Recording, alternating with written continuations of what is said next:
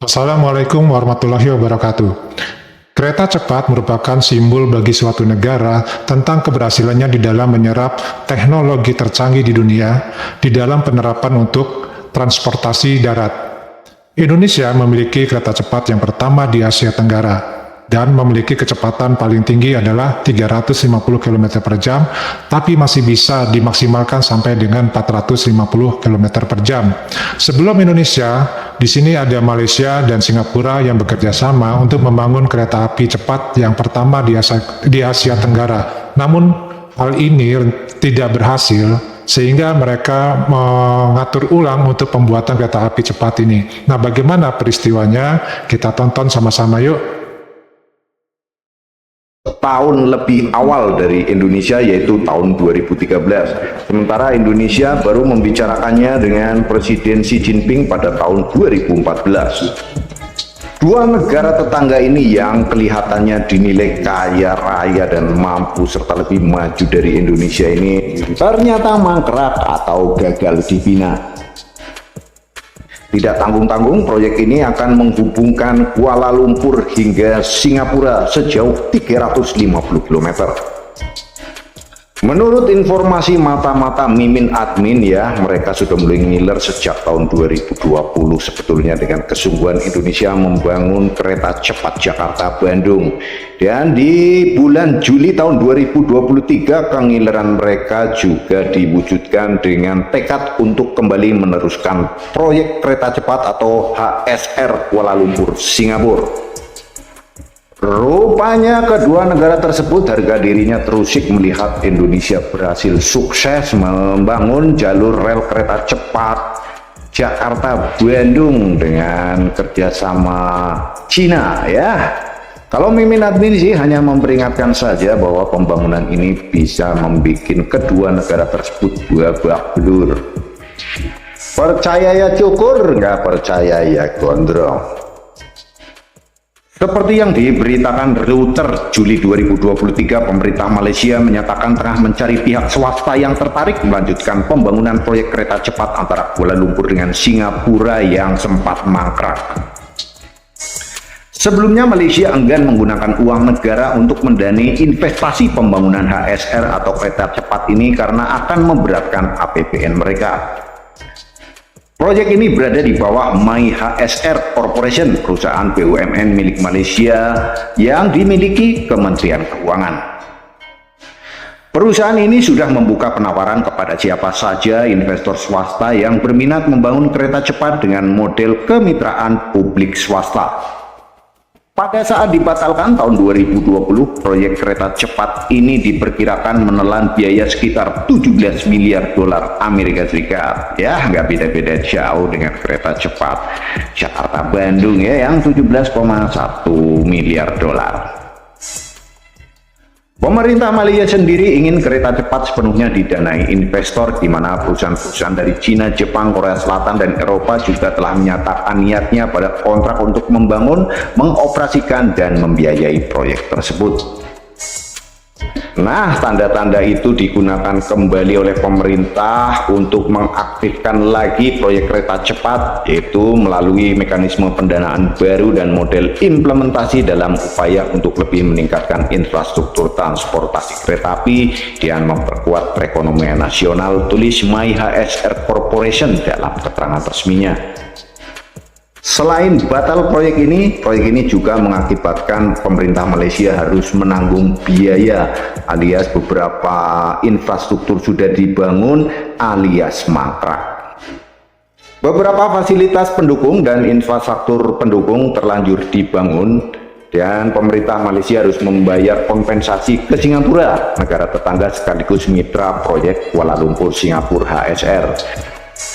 Pemerintah kemudian mengevaluasi dan melakukan pengkajian uang hingga memutuskan untuk membatalkan proyek tersebut meskipun Malaysia sudah mengeluarkan anggaran cukup besar.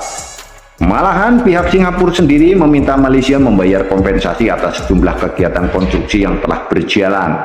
Malaysia diketahui harus membayar biaya kompensasi sebesar 1,1 triliun rupiah kepada Singapura. Nah loh, Ya ini mau kerjasama atau mau berantem ya, ternyata proses proyek kereta cepat di negara jiran juga jauh lebih ruwet dan ternyata cukup memalukan dibandingkan dengan kasus yang ada di Indonesia.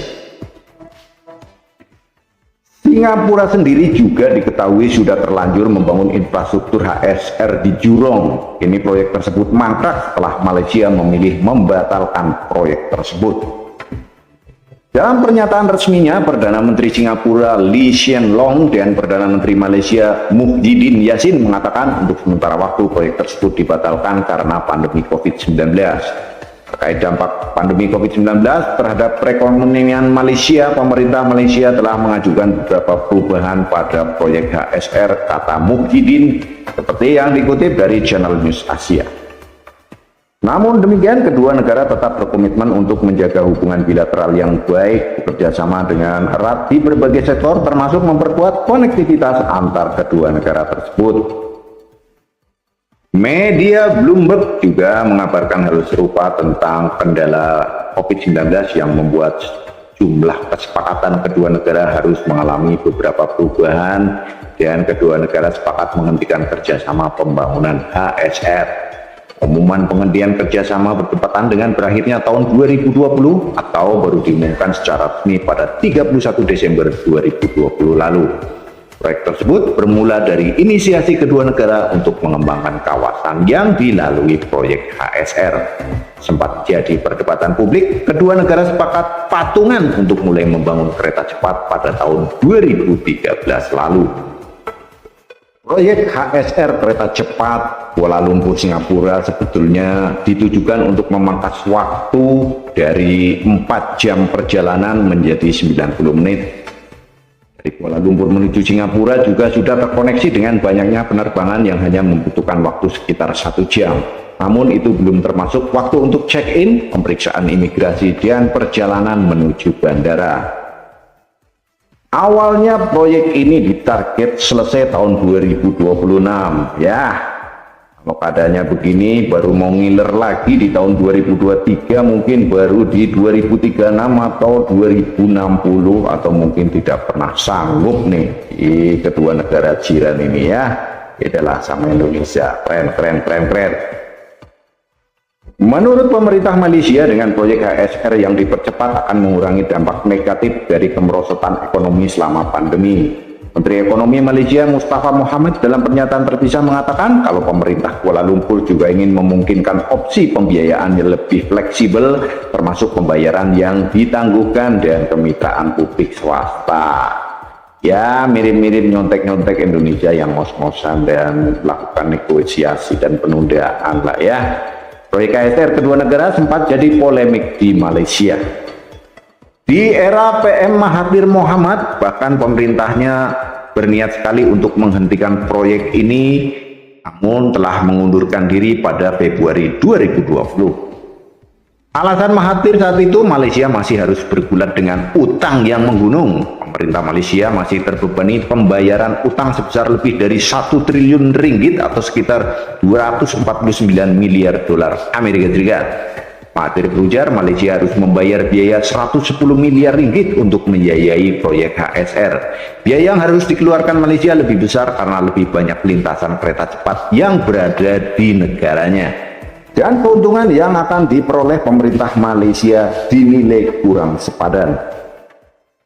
Namun kabar terakhir di bulan Juli 2023, kedua negara akan mematuhi kewajiban masing-masing dan sekarang akan melanjutkan tindakan yang diperlukan akibat penghentian perjanjian HSR ini, alias kedua negara sepakat untuk melanjutkan proyek kereta cepat Kuala Lumpur Singapura ini ya. Kita di Indonesia hanya mengingatkan ya, pedih perih dan bisa babak belur, nanti awas tercemplung nggak bisa bangun.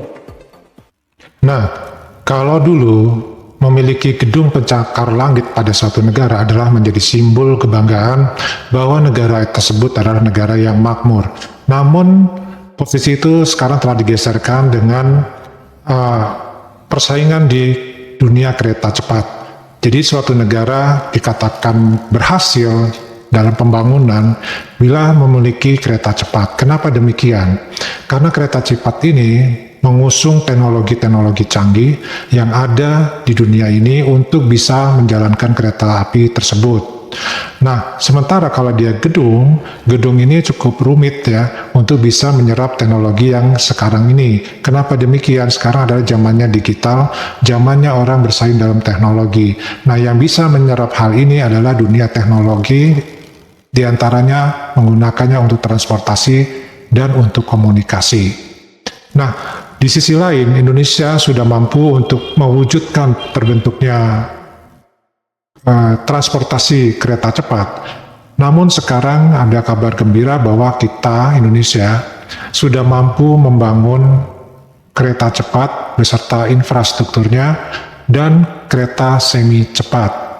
Dan sekarang Indonesia sedang menjalankan proyek yang ada di Filipina untuk membuat kereta semi cepat di Filipina. Dengan proyek yang dibilang adalah proyek yang selalu non-stop untuk di Filipina.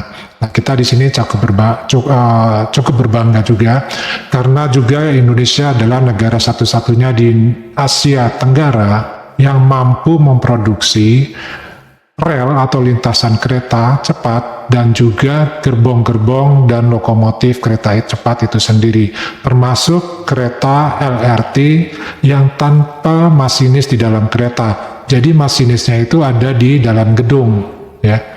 Jadi tidak di dalam keretanya. Nah, mudah-mudahan hal ini bisa menjadi suatu kebanggaan bagi negara kita dan generasi muda kita bisa lebih memajukan lagi dunia teknologi perkeretaapian dan teknologi satelit maupun teknologi komunikasi yang lainnya. Nah, silakan kepada teman-teman untuk memberikan reaksi di kolom komentarnya. Seperti apa? Kita akan coba baca nanti satu persatu. Wassalamualaikum warahmatullahi wabarakatuh.